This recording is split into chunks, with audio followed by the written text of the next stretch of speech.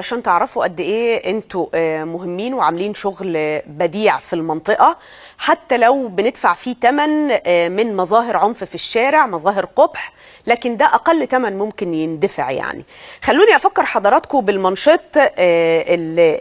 يعني حملته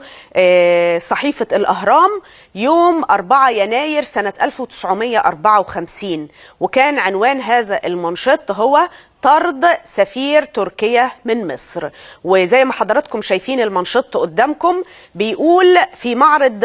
تعليقهم على مفارقة قرار الحكومة بطرد سفير تركيا الحالي حسين عوني من مصر واعتباره شخصا غير مرغوب فيه على الأراضي المصرية. وقتها قالت الصحيفة أن وزارة الإرشاد القومي اللي هي وزارة الإعلام حاليا أذاعت بيانا رسميا سنة 54 أعلنت فيه أن مجلس الوزراء قرر في اجتماعه رفع الحصانة الدبلوماسية عن سفير تركيا في القاهرة فؤاد طغاي واعتباره شخصا عاديا، وقرر المجلس طرده من أراضي جمهورية مصر العربية خلال 24 ساعة بسبب حملاته المستمرة على سياسة قادة الثورة، ثورة 23 يوليو، وتوجيهه ألفاظا نابية لجمال عبد الناصر. وكانت وزارة الخارجية قد أعلنت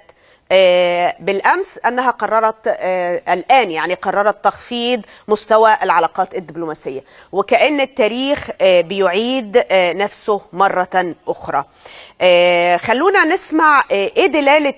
لأنه من المعروف بطبيعة الحال أنه التاريخ لا يعيد نفسه يعني، لكن الحالة دي اللي احنا قدامها هي حالة بتقول أن الإدارة المصرية دوما لديها التوقيتات، وهي في توقيتاتها قادرة على يعني معرفة التفاصيل التي بطبيعة الحال غير متاحة للجميع، لأن هذه دولة في مقابل نشاط مدني، سواء كان نشاط إعلام أو نشاط صحافة أو نشاط